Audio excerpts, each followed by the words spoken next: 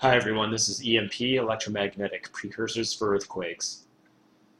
So I just wanted to do a short video here about what's going on with solar activity and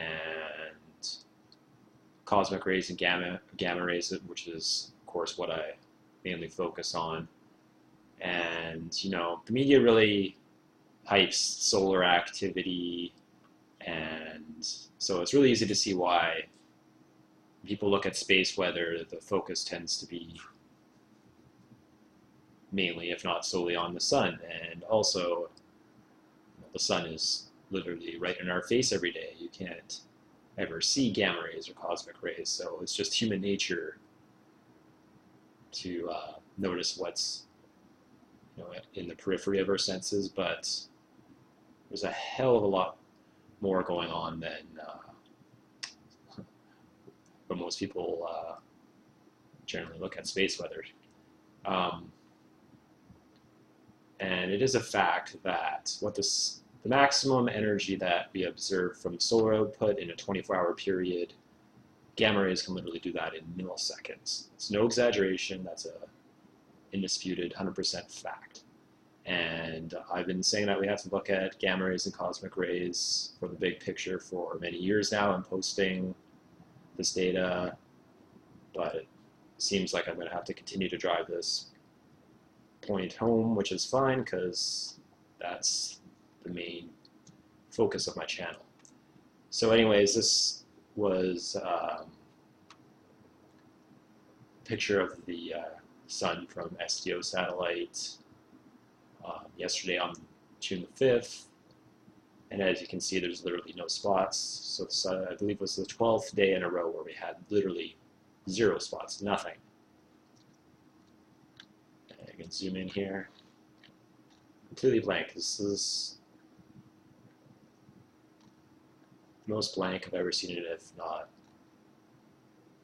the most blank ever I've seen it. So, and if you're looking at the solar cycle, we're in cycle 24, and this is the sunspot number prediction chart. You can see here in cycle 24, which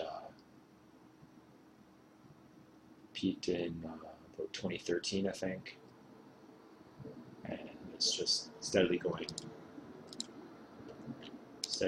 down, and it's going to most likely continue to decline until about 2020 here. So, I'm not just saying this to promote my channel or whatever, which I don't charge a penny for any of the stuff that I show, and it is literally years and years of endless research that I've poured into this. But anyways, that's doesn't matter. I just want to get this data out here, and NASA, I think just a few weeks ago, finally released an article saying, oh, got to start paying attention to the gamma rays and cosmic rays because we're still getting fairly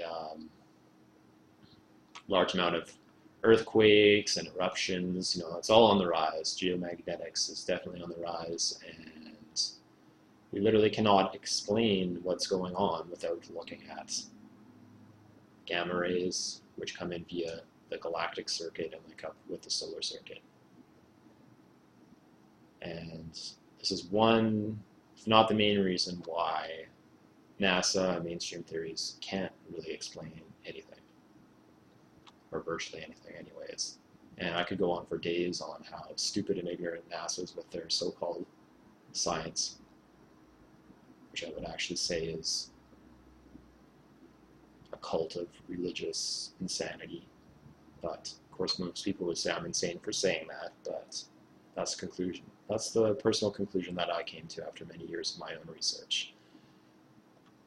I've studied electric universe theory for many years now, just my own personal research, but here's a filament in the Milky Way, and you can see it's filamentary or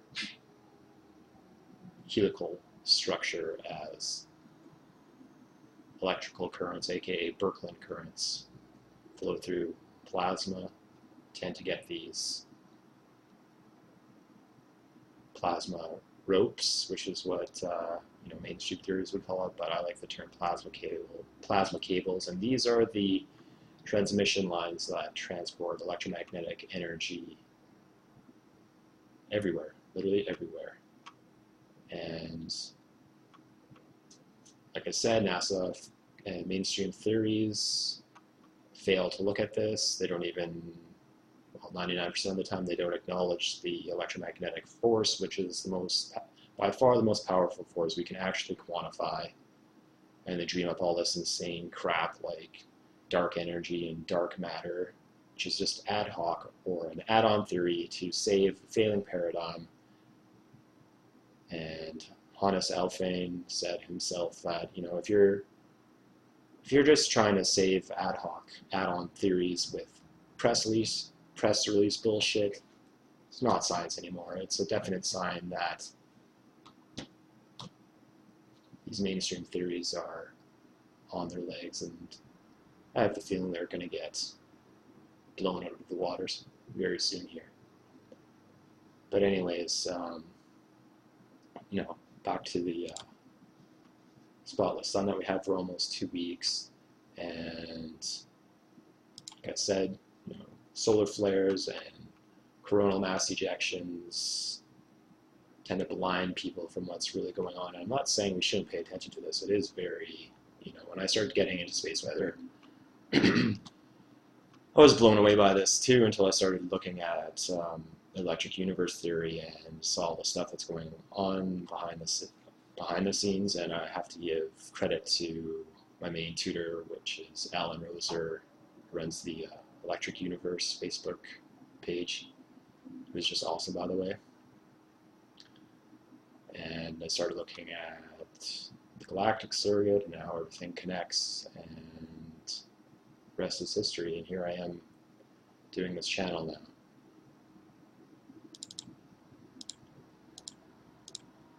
now. And so, back to gamma rays. This is China's neutron monitor. Remember, neutron density is simply electrical discharging or cosmic and galactic lightning.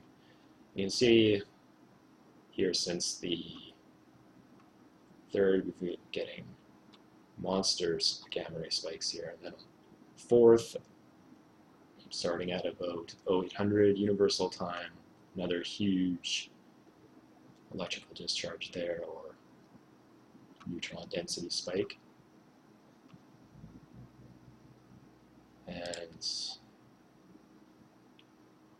here on the 4th, with the usual interval at 0100 universal time, you can see the heightened charging or capacitance, especially along the equatorial region. But it was actually precursor that I wanted to look at, aka extreme capacitance. We have the white and red area here.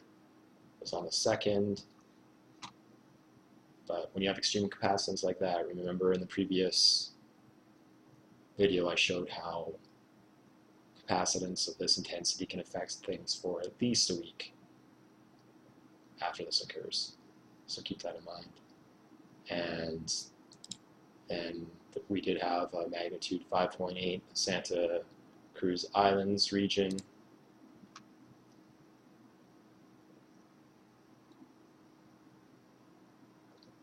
On July the 4th, so that was just adjacent.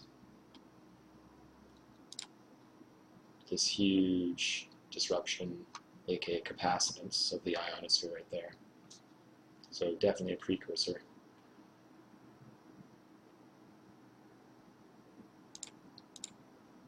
And then going to China's magnetometer, you can see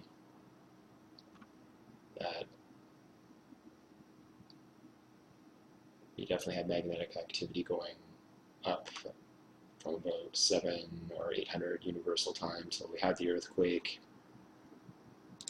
Then Beijing magnetometer, same thing. And then a lot closer to the actual earthquake. You can see just before the earthquake after 0900 universal time, huge ramp in magnetic activity. So that's a dead giveaway for a magnetic precursor there. And this was also very interesting. This is Karuna's proton magnetometer in Sweden, and you can see that just as the gamma rays really started to hit the ionosphere at 0800, it was starting to go up, and then we had a huge break in data during the hugest discharging or neutron density, and it continued to go up as it came back online here. But I would say that's a definite sign of the effect that has on not only our ionosphere but our magnetosphere as well. Remember, gamma rays and cosmic rays largely consist of accelerated charged particles, especially protons. So I would say that's definitely what's going on here. And I think that's basically just wanted to show you here, drive home the point that we really got to start paying attention to the gamma rays, cosmic rays, which come in via these cosmic transmission lines that we see here, or plasma cables. And until mainstream science and NASA actually starts looking at the observable evidence, empirical evidence, rather than what I like to call mathemagics, exactly what it is. Hannes Elfvén said himself that plasma is too complex for mathematical models and absolutely refuses to obey the so-called laws of math that they show. It has many, many attributes that are lifelike, and you really got to look at what's going on with the galactic circuit to see what's going to happen here on Earth. Anyways, thanks for watching, everyone. Take care.